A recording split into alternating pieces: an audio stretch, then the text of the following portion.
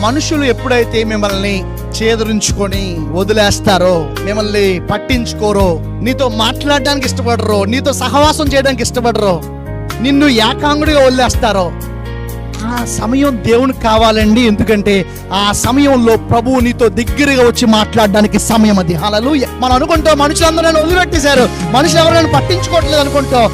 దేవుడే కావాలని ఆ సమయాన్ని ఇచ్చి మన జీవితంలో పెడతాడు. ఎందుకంటే ఆయన రావాలి. హల్లెలూయా. ఆయన వచ్చి మనతో మాట్లాడాలి.